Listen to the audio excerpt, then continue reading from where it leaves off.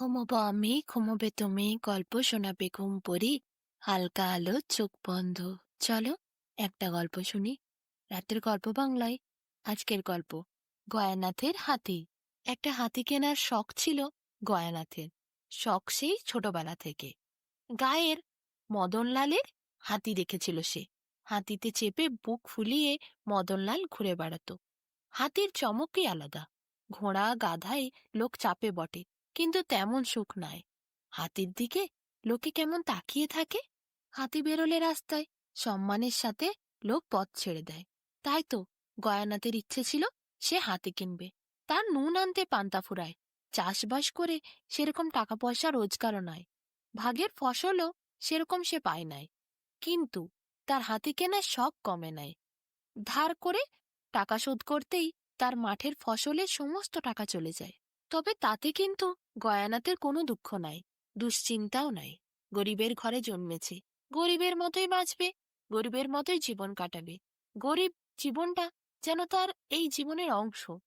তাই হাতির শখ কিন্তু যায়নি। গরিব হলে কি হবে, হাতির শখ মনের মধ্যে প্রবল। তাই একটা হাতির শখ আছে, এই কথাটা অনেকেই জানে। গয়ানাথকে একদিন ধনেশ বৈরাগী বলল, তা হাতি পুষলে খাওয়াবি কি? দেখেছিস হাতির চেহারা, তোর পেটই চলে না। হাতির পেটটা একবার দেখেছিস? আজ তো একখানা ছোটখাটো বাড়ি ঢুকে যাবে পেটের মধ্যে। গয়ানাথ বলল, জানি না কি আর, জানি, কিন্তু হাতি নেওয়ার আমার চেয়ে খুব শখ। কি করব? আগে হাতিটা কিনতে হবে, তারপরে জীবন থাকলে থাকবে, না থাকলে যাবে। জপেশ্বর সাধুকা হাটে যায়, মাঝে মধ্যেই পশুদের কেনাবেচা করে। গয়াকে দেখে সে বলেছিল, দূর বোকা, হাতি কেনার শখ ছাড়, বরং গরু কেন। গরু কিনলে দুবেলা কত দুধ পাবি। হাতি তো দুধ দেবে না, মানুষ খেতেও পারবে না। দুধ পাবি না, তাহলে টাকাও পাবি না। দুধ বিক্রি করলে ভালো রোজগারও হবে সেদিক থেকে। গয়ানাথ হেসে বলে, দুধের হাতি না হলেও চলবে গো গোপেশ দাদা, কিন্তু আমার হাতি চাই। তবে সবচেয়ে অন্যরকম কথা কয় গয়ানাথের বউ জবা। সে বড় ধার্মিক মহিলা। পূজা অর্চনা করা, ব্রত পার্বণ করা, উপাস কাপাস তার লেগেই থাকে। তাই সে বলে, ছেলেপুলে নিয়ে ঘরে আমি আছি, বাপু হাতি নিয়ে আমার কাজ নেই। তবে হাতির পায়ের তলায় কারো প্রাণ যেন না যায়, এইটুকু দেখতে হবে। তাই জবা মাঝে মধ্যেই হাতির চিন্তা ছেড়ে ভগবানের চিন্তা করতে বলে গয়াকে। কিন্তু গয়া সে অবাক হয়ে বলে, ভগবানকে আবার ডাকাডাকি করার কি আছে? তার সঙ্গে তো আমার নিত্য দেখা হয়। জবা ভয়ে ভয়ে বড় বড় চোখ করে বলে, ওগো, ভগবানকে নিয়ে মিথ্যে কথা বলতে নেই, তাতে পাপ হবে যে। কিন্তু গয়ানাথের মুশকিল। কিছুদিন যাবৎ দুপুরবেলা বাস্তবিক বটগাছের তলায় ভগবান এসে তার সাথে বসে। বুড়ো সুড়ো মানুষ, একটা চটি আর থলি নিয়ে আসে। হুকো তামাক সবকিছু তার মধ্যে থাকে। গাছতলায় একখানা আসন পেতে সে বসে গুড়গুড় গুড়গুড় করে তামাক টানে। মাঠের চাষ করতে করতে চাষিরা অনেক সময় এসে সে গাছতলায় বসে। গয়না তো থাকে, সবাই মিলে একসঙ্গে গল্প করে। প্রথম যেদিন লোকটির আগমন হয়েছিল, গয়া সেদিন পেন নাম করেছিল। বৃদ্ধ মানুষ বলে কথা, জিজ্ঞাসা করেছিল, আপনি কে? কোথা থেকে আপনার আগমন হলো? বুড়ো মানুষটি ভারী খুশি হয়ে হেসে বলেছিল, আমি হলুম গো ভগবান, বুঝলে? গয়া শুনে বলেছিল, বাপরে, পেন নাম কর্তামশাই, তাহলে আপনি এখানে মাঝে মধ্যে আসুন। সেই থেকেই তো বুড়ো মাঝে মধ্যে আসে। কি সব জিনিস বার করে তার থলির থেকে, তারপর গয়ার সাথে গল্প করে। গয়া অনেক শ্রদ্ধা করে লোকটিকে, তার মুখের দিকে তাকিয়ে থাকে আর গল্প করতে করতে হাসির কথা বলে। একদিন এরকমই গাছতলার নিচে গয়ানাথ বসেছিল। ভগবান বলে লোকটিও এসেছিল। সে যখন এসেছিল, গয়ানাথ খুশি হয়ে তাকে বলল, আসুন, আজ এত দেরি হলো, বসুন। গয়ানাথের পাশে সে হাসি দিয়ে বসল। গয়ানাথের মুখ খুব উজ্জ্বল হয়ে উঠল তাকে দেখে। কত কথা বলল। কথা বলতে বলতে সেদিন গয়ানাথ বলেই ফেলল, তার হাতির কত ইচ্ছে। তখন লোকটি বলল, তুই কত বড় হাতি চাস বলতো? গয়ানাথ খুবই খুশি হয়ে বলল, আজ্ঞে হাতি যদি হয় তাহলে তো বড় হলেই ভালো হয়, বলেন কি কর্তা? লোকটি উত্তরে বলে, তা তো বটেই, হাতি ছোটখাটো হলে কি আর সুখ হয়? হাতি বলে কথা, হাতি তো বুঝতে হবে। হাতির চেহারা দেখে যেন হাতিকে হাতির মতোই মনে হয়। আজ্ঞে কর্তা, তবে হাতির বড়ই দাম শুনেছি, গয়না তাকে বলল। এরপর সেই লোকটি বলল, আচ্ছা, তুই মন দিয়ে চাষবাস করতো, হাতির সময় হাতি ঠিক তোর কাছে এসে হাজির হবে। লোকটির কথায় গয়ানাথ অবাক হয়ে তার দিকে চেয়ে রইল। তা ভগবান প্রায়ই এসে গাছতলায় বসে, তার সাথে কত কথা বলে, সুখ দুঃখের কথাও শোনে। গয়ানাথ মাঝে মাঝে ভগবানের তামাক সেজে দেয়, পা টিপে দেয়, বাতাসও করে দেয়। খুব ভালো লাগে তার সাথে থাকতে গয়ানাথের। বউ কিন্তু কথাটা বিশ্বাস করল না। গয়ানাথের মাথা চুলকে গয়ানাথ বলে অনেকবার বোঝালো, ভগবানকে সে অনেক দেখেছে গো, অনেক পুণ্যি টিন্নি হলে হয়তো পাওয়া যায়, তপস্যাও লাগে, কিন্তু আমার কিছু নেই, তবু আমি দেখতে পেয়েছি জানো। কিন্তু কোনোভাবেই তার কথা এই বউ বিশ্বাস করে না। জবা ভাবে, কি সব আজে বাজে বকে, নিশ্চয়ই জেগে জেগে স্বপ্ন দেখে। গাছতলায় ক্লান্ত হয়ে যখন বসে পড়ে, তখন আর শরীরের ওপর নিজের ক্ষমতা থাকে না। তাই জন্যই তো আজে বাজে স্বপ্ন দেখে আর জেগে জেগে ঘুম দেয়। ভগবান কি তুচ্ছ মানুষের কাছে এসে ধরা দেয়? আরো একদিন গয়ানাথ আর জবা দুজনেই গাছতলায় বসেছিল। সেদিন ভগবান বললেন, হ্যাঁ রে গয়া, তোর আমাকে দেখে সন্দেহ হয় না? জাদু টাদু করে দিই যদি তোকে? আজ্ঞে না কর্তা। গয়ানাথ উত্তর দিল, ভালো করে তার তামাক সেজে দিল। বুড়ো মানুষটি তামাক খেয়ে ভারী আয়েশ করে গাছের গোড়ায় ঠেস দিয়ে বসল। তারপর একটা ঝুলির থেকে চোপসানো বেলুন হাতে করে বার করল। গয়ানাথের দিকে তাকিয়ে বলল, আজ তোর জন্য একটা হাতি এনেছি রে। গয়া বলল, কই কই হাতি কই?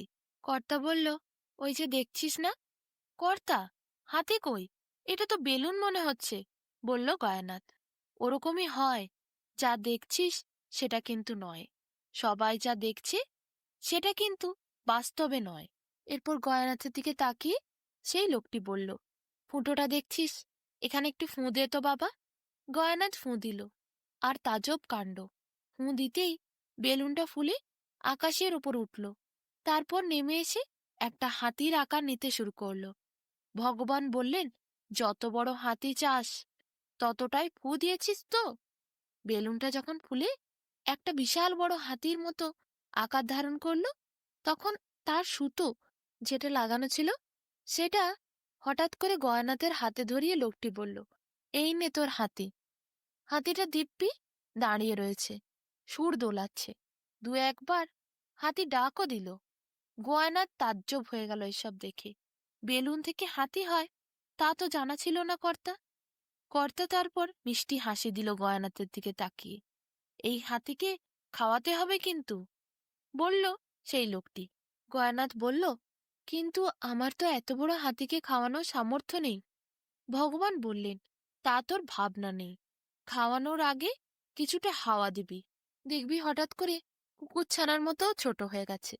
একটু ভাত খেতে দিবি, এক মুঠো ভাত দিলেই দেখবি ও হাউ হাউ করে খেয়ে নেবে। তারপর আবার একটু হাওয়া দিবি, তাহলে দেখবি আবার বড় হাতি হয়ে গেছে। যদি তোর বাড়িতে ছেলেপুলেরা, তোর বউ বড় হাতিকে ভয় পায়, তাহলে হাওয়াটা একটু বার করে দিয়ে ছোট হাতি করে নিবি। আবার বড় করতে মন গেলে হাওয়া ভরে দিবি, দেখবি দিব্যি হাতিকে নিয়ে সুখে থাকবি রে। এরপর হাতি নিয়ে বাড়ি চলল সেদিন গয়ানাথ। গয়ানাথ যখন বাড়িতে গেল, তার বউ তো দেখে অবাক। এতদিনে গয়ানাথের শখ সত্যিই পূর্ণ হয়েছে, তার কাছে হাতি এসেছে। গয়ানাথ ভীষণ খুশি হলো, গ্রামের সকলকে দেখালো। পরের দিন যখন গয়ানাথ আবার গাছতলায় গেল ওই ভগবান বলে লোকটির সাথে দেখা করতে, সেদিন কিন্তু লোকটি আর আসেনি। আশেপাশের লোকেরা সবাই বসেছিল, তার জন্য অপেক্ষা করছিল। তা সত্ত্বেও কিন্তু লোকটি আসেনি। এরপর অনেক দিন গয়ানাথের মন খারাপ।